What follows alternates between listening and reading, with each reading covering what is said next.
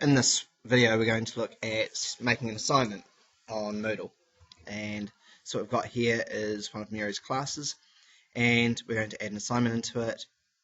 The first thing we have to do, of course, is turn editing on,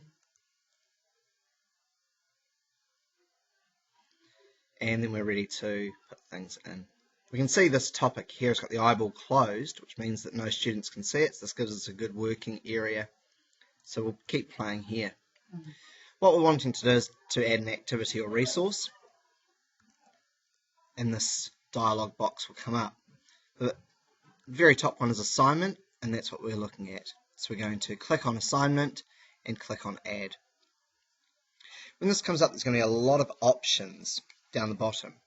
We'll play with those a bit later. So all these things down here look quite daunting, but I'll show you the ones that you want to play with and to leave everything else alone.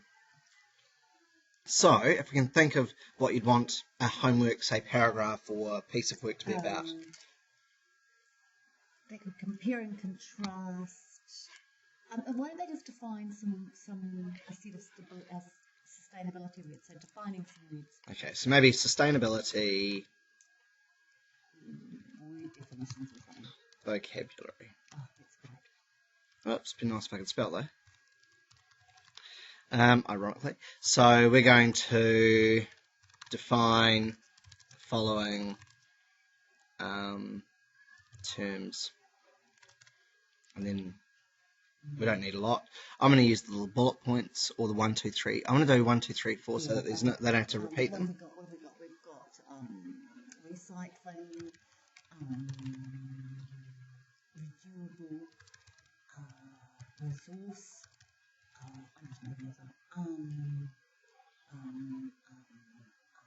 What else in there? Oh, conservation, of course. Global warming. Oh, global warming's nice. Greenhouse effect. Yep.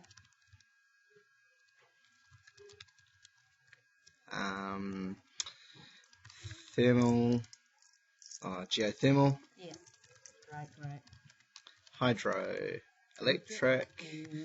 Okay, we've got 8, that's cool. Now, with what we use for our marking here, you're probably going to want to mark that for solo.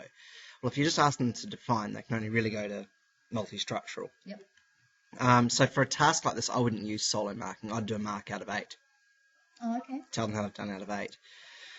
So we're going to make that available from now, and we're going to make it due in a week's time. Yep. But actually, we'll let them do it for homework, so we'll make it due at 7 PM.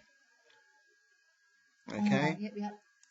And they won't know this, but actually you won't accept any submissions after, let's go for 8 AM the following day. So if they miss 7 PM, they can still submit it. It's just you'll know that they were past that deadline, and it's up to you if you want to do anything about it. Now, I wouldn't actually change any of these things here apart from this. Otherwise, because if you notify graders about submissions, you get an email every time one of them does announce it. Okay. So I put that on no. But I personally like to know about those that are submitting late, because then I've got that little email list straight away of the ones who missed the. Yeah. And I can flick them an email also to say thanks for handing it in late, even though you were late. See me tomorrow, something like that. But then they know that with my class, they know the punishment isn't nearly as bad because they did submit it. I always allow online text. This means that they can type in a field that's created, and I usually allow file submissions because sometimes they want a photograph or a solo map, that they have filled in. Yep. In this case, though, because it's vocab, I would say no. Okay. All right. If you are wanting that, then my suggestion is think about the task. If it's something that, say, you want them to upload 4 or 5 photos from work they've done collaboratively, then just increase the number of files. If they're photos, then maybe you want to up the limit, although our course limit's 15. Let's say you want them to use smaller photos, so it doesn't take forever for you to open, then maybe drop it to 500k or 1 meg. At the moment, we've got 15 meg set for ours. We're going to turn that off again, though. File submissions, no. Because this is just a vocab list. We just want to know that definition. And then regurgitate, basically.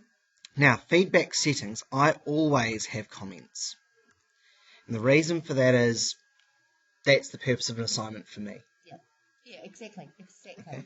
Now the feedback files I really like, because then I can have a model answer that I email back to them, which takes no effort from me. I just drag and drop it in. So I like to take a bit of time to write what I think is a good answer, especially if it's definitions, where I've done the answer, and then if they only got, say, 2 out of 8, I'll send them the file back rather than correcting everyone that they've got wrong. Right. Okay, so I'm going to say yes, because we could actually make an answer sheet and send it through. Now in this one it was out of 8, so let's make it out of 8 or out of 16. You might give, for example, half marks, so you have to make it out of 16. But let's say no, they've got it or they haven't, so it's only out of 8. Alright, I leave these. I don't do group mode because this is all about me checking the students have fulfilled my specific learning outcomes for them for the week. And then I go to save and display. That's it. Done. When they go to add a submission, this is what it's going to look. Oh, we don't have it set up that way because of what we're under. But they will get, when they go into it, they get a little box down here that says add submission. And they can start typing up an answer. And presumably they can do it on Word and then pop it in there or whatever they want. Correct. Now, when it comes to 7 days and 5 hours away from now and I want to mark it, then I click on this here, view/grade all submissions, or if I just want to see how students are going before that, but not grade it. And I can click on the grade Jake Parsons, and we will start going. Of course, he hasn't done anything because he doesn't know about this, but then his submission will appear there.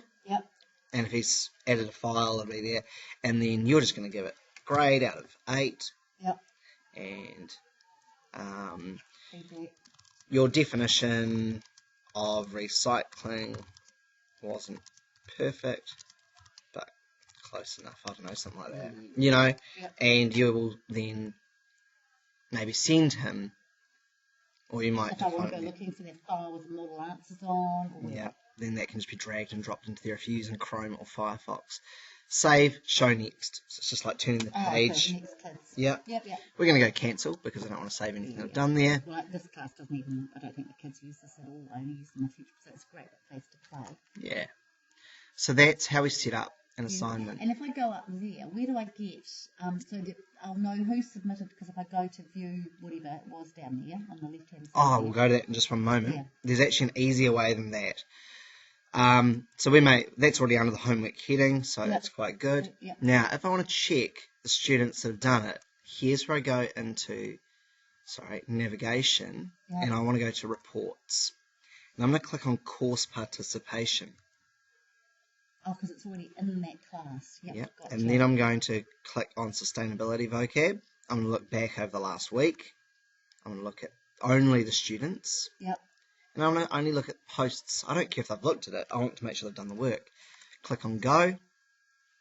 And, of course, because I've only just set it up, all of them are no.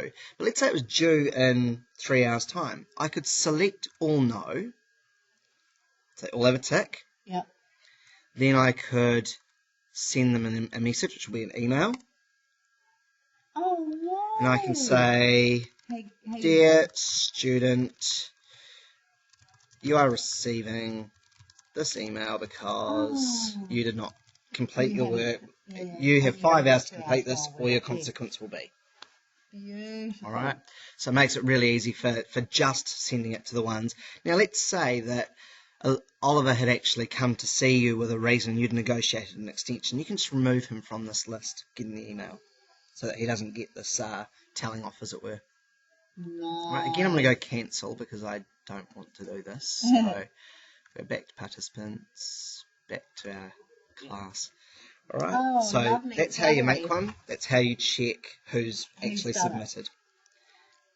Wonderful. And so I can quickly, how long will that stay there as well? Or do I have to remember, like when I'm writing reports and I want to know who's handing in assignments, where's the best place to find them? Like, do I have to Right. My suggestion there is, again, sorry, I've gone to the wrong thing. You actually go into any one of your pieces of homework. And then when you go to view or grade all submissions, there's actually an option here for us to look at the grade book. And what this will do, is it'll tell you the grade for every piece of work you've done. Oh. And so I often have, in the pieces of work I've got, there's often a did not submit option. And so I can see I did not submit, so... So hang on, that comes up automatically, or you have to tell it that you did not submit? That's one of the options if you use the Solo or the okay. NCA, those sorts of things that we've got as our marking criteria that we've created for you. So just to remind you how we did that, we'll just go back a couple. We went into any one of our pieces of homework. Yep. We clicked on the grade all submissions, which is actually we're viewing now, really. Yeah. And we're going to look at the grade book. And then every single one will be here, and it expands out as well, and often you've got the start of their comment below it as well. Nice. And it gives you sort of a course average or a course total there as well. Oh, so you can see if they're generally getting... report, I can go, oh yeah, look, they've just about always got perfect homework or something. Exactly. Yep. So it makes it really quick to do. So I might just quickly show you what that looks like with one of my classes. So I'll log you out. That's a way faster way than skimming through my book. Definitely. And it's all on one site too, because I've often thought I should just have an Excel sheet, but in fact I don't have to. No. Because it's already there. Exactly. Never indent the wheel.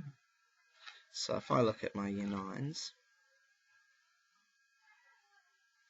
I can go to, let's go to Shark Attack, which is on the OMI this week. And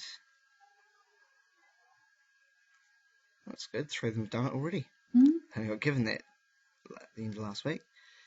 Okay, and if I go to their grade book, you'll see that I use the Solo criteria, multi-structural and so on.